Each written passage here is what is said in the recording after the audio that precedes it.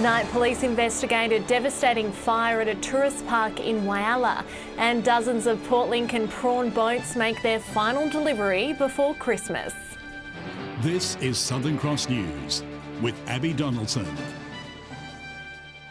Good evening.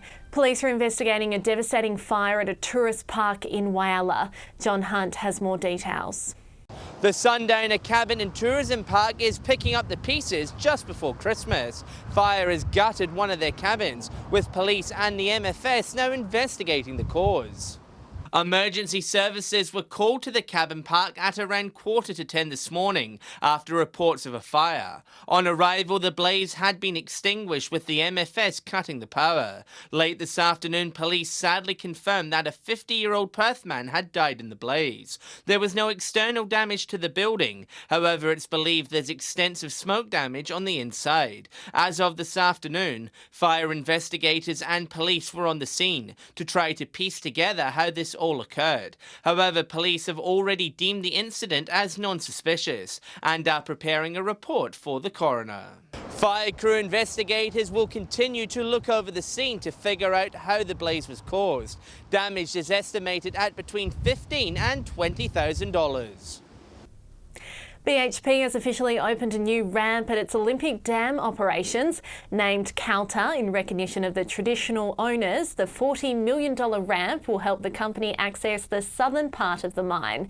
The 3.4-kilometre ramp took 18 months to complete and will improve traffic flow in the area.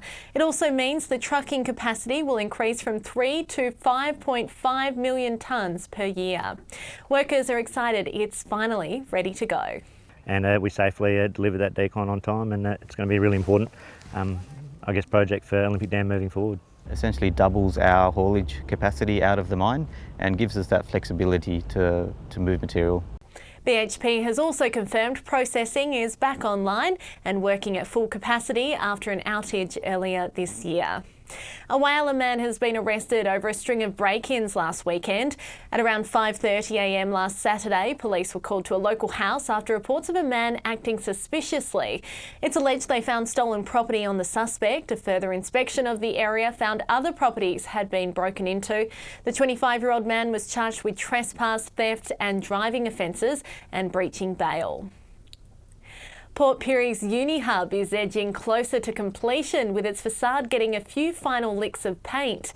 A $15,000 fund from ANZ has also helped ensure the finalisation of the building's interior. Building towards a better future. Port Pirie's Uni Hub is on track for its grand opening in 2019. The project's on track. We're really excited. We can see that the painting works on the externals being done. Inside is being completely gutted and it's getting ready for its final fit out now. The final touches to the facade are underway, with the old library being transformed into a new facility of learning. It's a first step towards granting higher education to the Spencer Gulf. To access tertiary education without necessarily having to go off to Adelaide.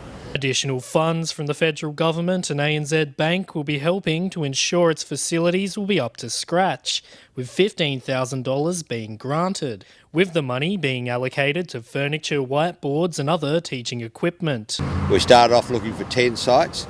We've actually doubled that funding the other day, and that made sure I felt very relieved when we did that, because I'm very confident we had a good bid here anyhow. It'll be paying for items such as computers, study booths, furniture, and also just making it look nice and comfortable so people can be relaxed when they come in for their study groups. Uni Hub courses are now open for enrolment into the 2019 semester, offering courses in teaching, nursing and social work. Dominic Beaton, Southern Cross News. Meantime, Southern Cross News has been given a sneak peek inside the new Broken Hill YMCA. The multi-million-dollar refurbishment is very close to completion, but it won't reopen until 2019. From the old to the new. The whole vision of integrated health and wellness is certainly coming to light and will be delivered in the new year in 2019. The new Broken Hill YMCA Wellness Centre is only a few short weeks from opening. The building has undergone a huge transformation, with touch-up work now the main focus. We're expecting to have keys within a matter of days and handover will be officially next week. The project has cost over $4 million and it shows. A whole new facility has been built, featuring a main gym area, office spaces, group fitness rooms and plenty more. The centre squash courts have been incorporated into the building, as well as the old German club, which is now a cafe al fresco area. So we've put in $250,000 worth of new fitness equipment into this facility. There's at least $500,000 worth of air conditioning and mechanical services. There's brand new furniture, fittings and equipment coming in as well. Mr Simmons says the YMCA will reopen its doors to the public in mid-January. The first 2 weeks of January we'll be looking to gradually transition our services from our temporary site at Oxide Street back over here to Chloride Street with a view of launching towards the middle of January. Patrick Ryanke, Southern Cross News. Still to come tonight, 'tis the season for prawns as dozens of boats unload their final catch of the year in Port Lincoln. Port Lincoln's prawn boats have arrived in time to deliver the bumper harvest for Christmas. It caps off celebrating 50 years of the fishery, and with adult stock more healthy than ever. There was a hive of activity on the wharf this morning as the fleet of 39 prawn boats unloaded their final catch for the year. The wholesalers will come and pick them up off the wharf and then they'll just distribute them out to all the retailers so everyone can pick them up in time for Christmas. 2018 marks 50 years of the local fishery, and this year's final haul of more than 400 tonnes from in and around the Spencer Gulf was made possible by the healthy adult stocks. We started the season with a really excellent survey result, which sort of indicated we could take 450 tonnes, so there's really a lot of adults around. While still coming home with a bumper average harvest, fishers had to be mindful of protecting future stock. We know there's a lot of adults out there, but they'll mix with a lot of small prawns, so we couldn't really get the access to them. The way stocks were looking, we thought it was best to shut the fishery, get home in time to get prawns ready on the Christmas market. There's something special about serving Aussie prawns at Christmas time, so make sure this silly season you grab yourself a box of these to share with your friends and family. It's delicious, they're tasty, they come wrapped individual shells and they keep all the flavours in and they're fresh. Casey Trelaw, Southern Cross News. A Broken Hill footy oval that's gone years without any lights could be receiving an upgrade in the new year. There are plans for light towers to be installed at the Alma Oval, but council say they are not rushing into anything. Let there be lights. It's a great opportunity again for the council to be able to have another lit venue, good initiative, good win for the South. With Broken Hill's Jubilee Oval set to undergo a multi-million-dollar redevelopment, one of the upgrades will be new lights installed at the venue. The Jubilee Oval trustee has offered the old fixtures to council, with many hoping they are installed at the Alma. But council wants to hold off on doing any preparation work at the South Oval for the time being and do a report into the project's costings. Obviously, firstly to refer it to the upcoming budget, but then also look at what some of those ongoing costs might be. Do we charge users and all of those sorts of things, and what the expectations of the users will be. One councillor believes operational costs won't be a burden on council's back pocket. Council makes money out of the operation of lights. The users pay for the lights, so I really can't understand from my perspective exactly what councillors are after. Council says there's more to it than flipping a switch and watching money roll in. You just don't want to put them up and then say to the football club, oh, now by the way you're paying. We need to have that discussion with them and make sure that it's actually something that they want. The Jubilee Oval's lights won't be removed until after the 2019 local football season. Patrick Ryanke, Southern Cross News. 100 up-and-coming skaters are set to show off their skills at the newly upgraded Port Lincoln Skate Park this weekend. The day of competing will be capped off with a chance to learn new tricks from some of Australia's top professionals. It's going to be a kick-flipping good time at the Port Lincoln Skate Park this weekend for the annual skateboard and scooter competition. Yeah, really excited, it'll be lots of fun, get some training and can't wait to skate and lots of prizes and that. This year will be made bigger and better with a visit from two of Australia's top skaters to do some training and demos with the kids.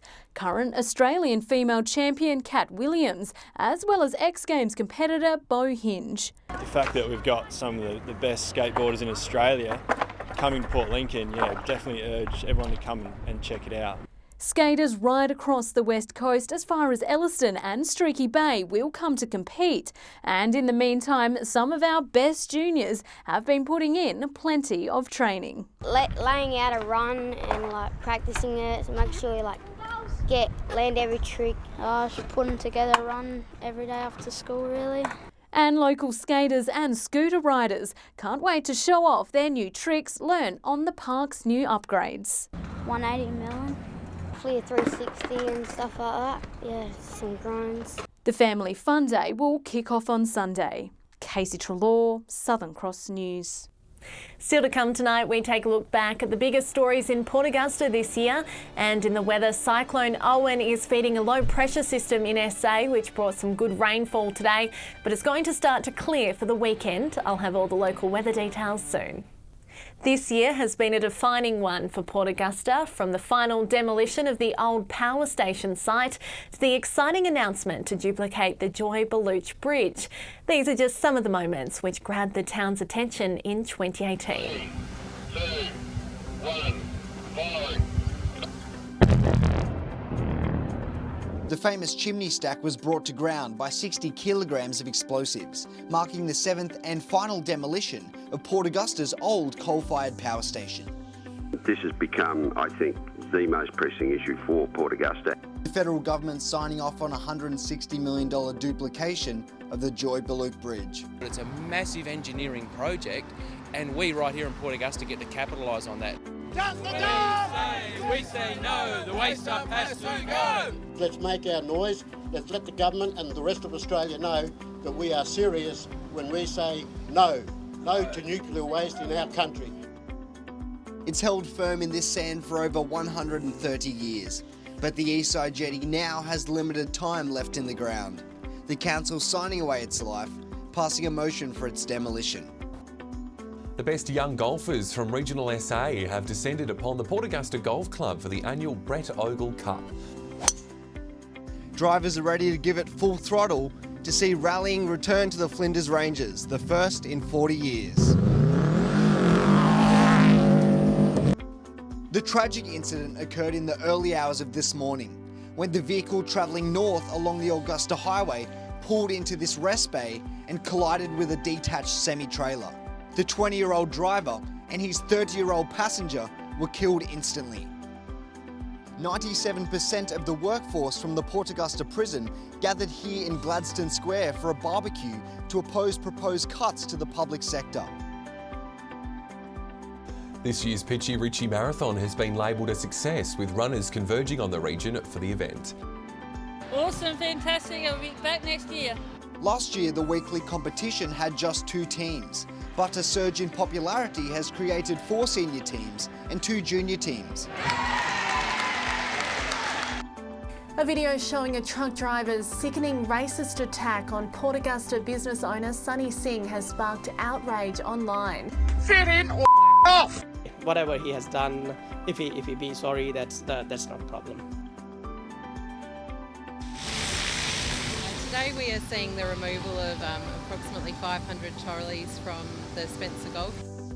Renewable energy projects across the state are set to benefit from the arrival of a large crane at Port Augusta. It's the biggest telescopic crane in the Southern Hemisphere. This crane's going to give us the differentiation between us and the other players.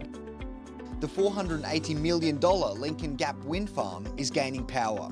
Once completed, the wind farm could be powering a large part of regional South Australia. We are entering some of the most exciting times that this region is going to have. GARTH Burley, Southern Cross News. Now it's time for our last fish and tips of the year. Let's see what's biting for your Christmas feast.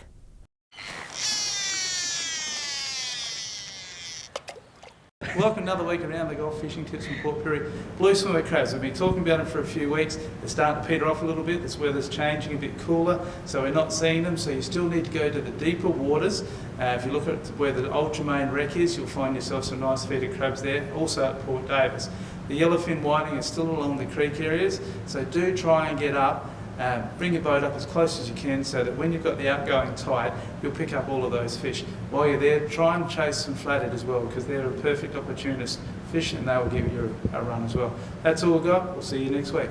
Hi, Whalers Fishing Report this week. Unfortunately, not a lot of reports coming in due to the strong winds. However, the annual snapper closure lifting this Saturday at 12 p.m. I'm sure a lot of boats will be out getting amongst the action. The best areas I'd be targeting is pretty much all of the local reefs right across Whyalla. They all should be holding some fish after a good rest, so get out amongst those guys and have a crack. A little bit further around north of Whyalla, they have still been getting some good squid out front of the Point Lowly sandhills.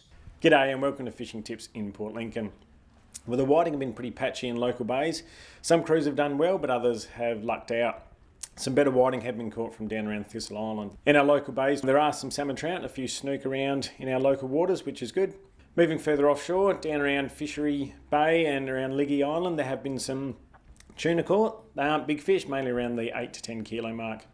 Moving over to Coffin Bay, there's been some salmon trout, tommies and trevally in the local bay systems, and Farm Beach is still producing some nice whiting. Well, that's it for Fishing Tips for 2018. We'll see you again next year with some more fishing tips.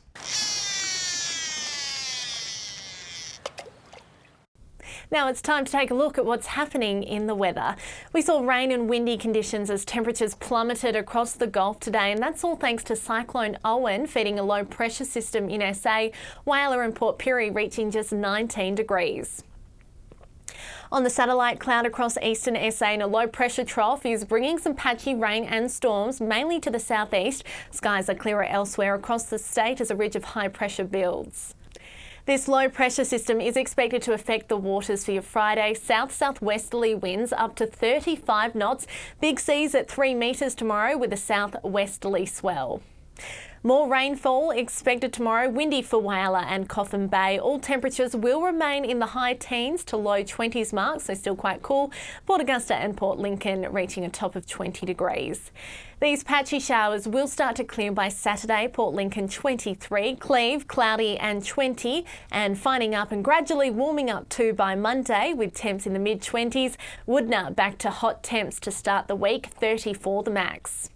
Again, showers lingering into Saturday, but mostly fine conditions come Sunday. Port Augusta a lovely 28 the top. Again, the mercury is set to soar back into the high 20s, low 30s for Monday. Whyalla and Kadina a top of 29. Port Augusta sunny and 33. And a similar story here, the odd shower for Port Pirie and Clare for Saturday, but the sunshine returns for Monday. Port Pirie warming back up to 32 degrees, Broken Hill sunshine and 33 the top for Monday. And that's all the local news this Thursday. Thanks for your company. I'll leave you tonight with another Christmas lights montage, this time from homes around Port Augusta. Enjoy your evening. Good night.